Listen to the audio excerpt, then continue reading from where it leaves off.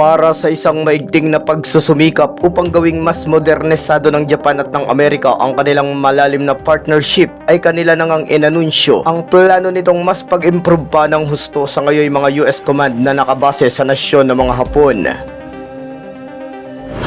Ang naturang pagre-revamp ay sa kabila na ngayon mas tilay pagtaas ng mga bantain sa seguridad lalo na sa parte pa rin ng kontinente ng Asya. Tulad ng inaasahan ay dahil nga sa mga hakbanging ito ng US at Tokyo ay animoy hindi na nga agad mapakali ang bumbunan ng pamunuan ng China, kung kaya't agaran at hayagan nga nilang kinundina at pinaulanan ng kritisismo ang nasabing mga ninanais na plano na ito ng mga kano at ng Japan. Pero bakit nga ba mapapansin sa lahat ng mga ikinikilos ng alyansa ng Amerika sa Pasipiko ay agad-agad na nababahala ang depensa ng mga Tsekwa, gayong sila naman ang madalas na nagpapataas ng tensyon sa rehiyon na siya nga ngayong nagre-resulta upang umasa ang wala gaanong kakayan ng mga nasyon na sila ay maprotektahan ng US mula sa agresibong mga ipinapakita ng puwersa ng China. Kaugnay muli sa nabanggit nating pagkabahala ng Beijing sa nakikita nilang pagpapalakas ng alyansa sa Pasipiko ay iniulat nga ng Chinese media na Global Times, at ayon sa kanilang mga eksperto ay maigting itong nagbababala na ang kapansin-pansing mas pagpapalakas ng magkaalyadong Japan at Estados Unidos ay marahil na maging dahilan upang magsimula umano ang arms race sa rehiyon pagdating sa mga sandatang may kinalaman sa taktikal na mga nuklear. Sa mga magtatanong at magsasabing hindi naman pwedeng bumuo ng mga nuclear weapons ang mga Hapon alinsunod sa kasunduang pinirmahan nito sa pagtatapos ng nooy ikalawang digmaang pandaigdig, ay matatandaan namang sa kabila niyon ay sila nga ay nasa ilalim ng proteksyon ng Amerika, o sa madaling sabi ay handa nga at obligasyon ng mga Amerikano na ipagtanggol ang mga Hapon, lalo na pagdating sa mga oras na may magbabalak ng umatake sa naturang nasyon, lalo na kung ito ay may kinalaman sa mga sandatang nuklear. Pero bukod pa doon, bagamat nalimitahan man noon ang maaaring pagde-develop ng Japan sa mga malalakas na sandatang pang-opensa, ay tila na may sa kasalukuyan ay nabago na ng bahagya ang mga bagay na iyon. Ito ay sa kadahilan ng sa madalas na pagiging agresibo ng China, gayon din ng Russia at lalong-lalo na ang North Korea na madalas nga sa ngayon ang nagiging pagtetest ng kanilang mga binubuong balistikong nuklear.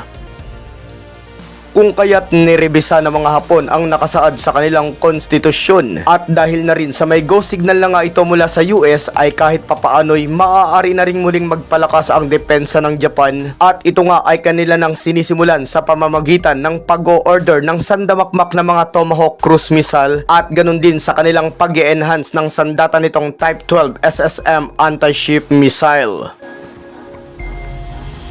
Muli nga nating itatanong mga kataps na bakit nagagalit at nangangamba ang panig ng Beijing sa nakikita nilang pagpapatatag at sa mga ginagawang pagpapalakas ng mga bansa sa Pasipiko, gayong kahit nga bali-baligta rin ay sila pa rin ang naging unang sanhi kung kaya't tila'y nagigising na ang kanilang pinakanaging bangungot noong mga nakaraang digmaang pandaigdig.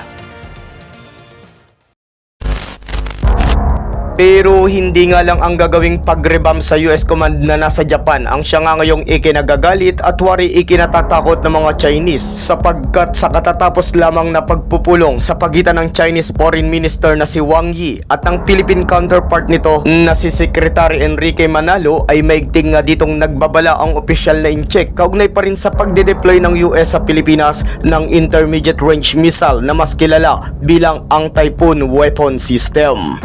Maaalalang nauna nang sinabi ng pamunuan ng pandepensa ng ating bansa na atin nang ibabalik o aalisin na ng US forces ang naturang sistema sa parting na buwan ng Setyembre, pero sa kabila ng mga salaysaying ito ay tila nga ba'y hindi pa rin mapakali ang China ukol pa rin sa naturang sandata na nasa ating bansa. O di ba mga kataps, pagdating sa mga hakbanging isinasagawa ng kanilang mga katabing bansa ay wari nga bang napakadaling maaligaga ng mga Chino, lalo na kapag mga sopistikadong sandata o mga weapon na ang siya ngang pinag-uusapan. Iniingatan nga lang ba nila ang kaligtasan ng kanilang nasyon, o baka naman ay masyado lang nag-o-overthink ang China, lalo pat alam nila na maaaring sila talaga ang pinakapangunahing target ng mga iyon, sapagkat di man amini ng mga Chino ay talagang darating ang panahon na magbabackfire laban sa kanila ang anumang mga pambubuli at lantarang kaagresibuhang kanilang ipinamamalas kontra sa mga bansang inaagawan nila ng mga teritoryo.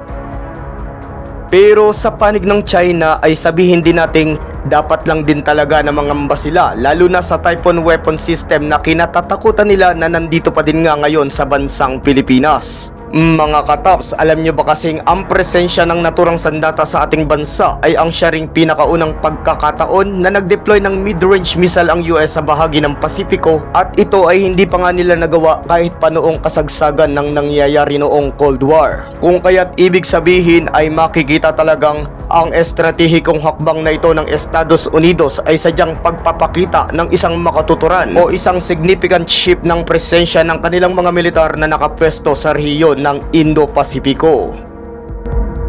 Pero malamang sa malamang na kaya mas lalong tumindi ang pagkabahala ng Beijing sa pagde-deploy ng ganitong klaseng ground launch system ng US sa Pilipinas, sapagkat alam nga nilang ang Typhoon system ay kayang makaabot sa halos kabuoang parte ng South China Sea, gayon din hanggang Taiwan, at lalong-lalo na nga sa ilang mga critical coastal cities na nasa bahagi ng eastern at southern part ng bansa nilang China. At bukod nga doon ay kung manggagaling ang pagtira mula sa Northern Luzon ay maaari din itong puntiryahin ang southeastern corner ng mismong mainland China, pati na rin ang Hainan Island na sa kasalukuyan pa naman ay ang siyang pinagkukutahan ng karamihan sa mga key naval bases ng PLA forces.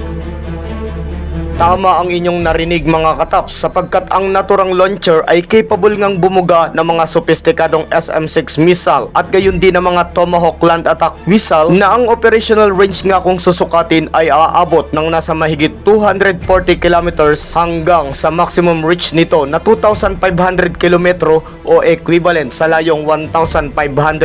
miles. Sa nabanggit nga nating saklaw ng Typhoon launchers ay sapat na nga iyon upang masapul niyon ang ilang parteng syudad ng mga inchik.